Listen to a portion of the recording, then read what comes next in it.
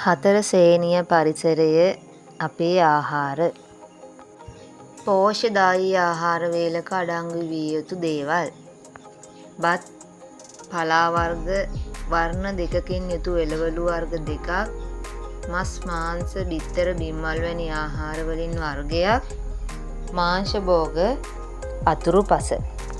පෝෂ්‍යදායී ආහාර වේලකින් අපට ලැබෙන ප්‍රයෝජන. ශරීරයට ශක්තිය ලැබීම, ශරීර වර්ධනය, ලෙඩ රෝග වලින් ආරක්ෂා වීම.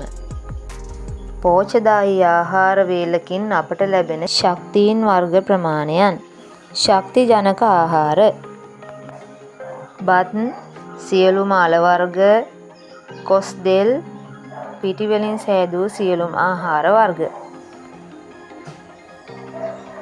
පිටි සහිත එහෙමත් නැතිනම් කාබෝහයිඩ්‍රේට් අඩංගු ආහාර වර්ග. වර්ධක ආහාර. වර්ධක ආහාර අපට ලැබෙන්නේ ප්‍රෝටීන් සහිත ආහාර වලින්. මෙන්න ප්‍රෝටීන් සහිත ආහාර වර්ග. අපගේ ශරීරයට අවශ්‍ය ආරක්ෂාව ලබා දෙන්නේ විටමින් සහිත ආහාර වලින්. අලුත් එළවලු, පලා වර්ග සහ පළතුරු වල විටමින් අඩංගු වේ. වැල් පෙනල, එළබටු, මොණර කුරුම්බිය, හාතාවාරිය, පොල් පලා, මුගුණුවැන්න, යකිනාරම්, කරපිංචා සහ ගොටුකොළ කොළ කැඳ සැදීමට ගන්නවා. තම්බා පානය කිරීමට ගන්නා පාන වර්ග මෙම රූපයේ දැක්වෙනවා. යුෂ ලෙස ගන්නා බීම වර්ග. ස්වභාවික සහ කෘත්‍රිම ප්‍රාණයන් අතර වෙනස මෙම රූපයේ දැක්වෙනවා. නිවැරදිව ආහාර පිළිගන්වන ආකාර මෙම රූපවලින් දැක්වෙනවා.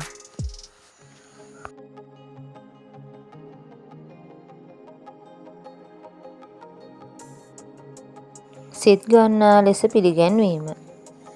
ආහාර කල් තබා ගන්නා ක්‍රම.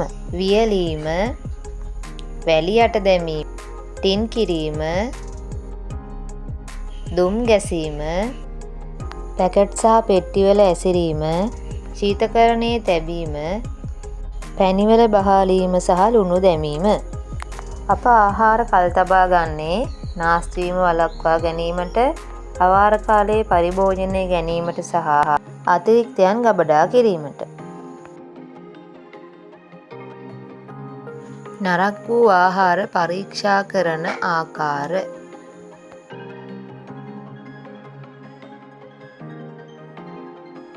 වියලා ගත් සහ වියලා නොගත් ආහාර අතර වෙනස.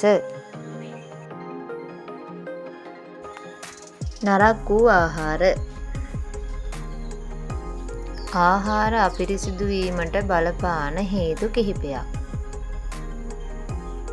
ආහාර පිළියෙල කරන්නාගේ පිරිසිදු බව, මුළුතැන්ගේ සහ භාජනවල පිරිසිදු බව, අත්වැසුම්, හිස්වැසුම් සහ ඒප්‍රණ භාවිතා කිරීම මගින් ආහාරවල පිරිසිදු බව ආරක්ෂා කර ගැනීමට හැකි වේ. පිරිසිදු සහ අපිරිසිදු මුළුතැන්ගයක ඡායාරූපයක්. උදරාබාධය, පාචනය, අසාත්මිකතාවය, වමනය, පණු රෝග, කොලරාව, අතිසාරය, කහවුණ ආදිය අපිරිසිදු ආහාර ගැනීම නිසා වැළඳෙන ලෙඩ රෝග වේ. පාසල් යාමට නොහැකි වීම, රාජකාරී කටයුතු වලට යාමට නොහැකි වීම, සැලසුම් කළ වැඩ සියල්ලම අතුපසු වීම හෝ කල් දැමීමට සිදුවීම අපිරිසිදු ආහාර ගැනීම නිසා දෛනික කටයුතු වලට බාධා පැමිණෙන හේතු වේ. අපිරිසිදු ආහාර ගැනීම නිසා මුදල් නාස්ති වෙන ආකාර. අසනීප තත්ත්වයට බෙහෙත් ගැනීමට සිදුවීම, නැවත ආහාර පිසීමට සිදුවීම, ගමන් වියදම් සඳහා මුදල් වැයවීම, රැකියාවට නොහැකි වීම නිසා වැටුප් අඩුවීම. ජලය පානය කිරීමෙන් ලැබෙන වාසි. ආහාර ජීර්ණය පහසු වීම, ශරීරයේ තෙතමනය ආරක්ෂා වීම, වකුගඩු නිරෝගී වීම, සම පැහැපත් වීම, මුත්‍රා අවබැහැ නොවීම. මැසීමට ගන්නා මැහුම් මෙවලම්. ඉදිකටුව, නූල්, කතුර, එම්බ්‍රොයිඩරිය, මිනුම් පටිය, දිදාලය. මැහුම් ක්‍රම දෙකක් ඇත. මූලික මැහුම් ක්‍රම සහ විසිතුරු මැහුම් ක්‍රම. මැහුම් ක්‍රම දෙකට අදාළ රූප සටහන් මෙහි දැක්වේ. තවත් මෙවැනි වැදගත් වීඩියෝ නැරඹීමට Knowledge Plus අපගේ YouTube චැනලය සබ්ස්ක්‍රයිබ් කරන්න.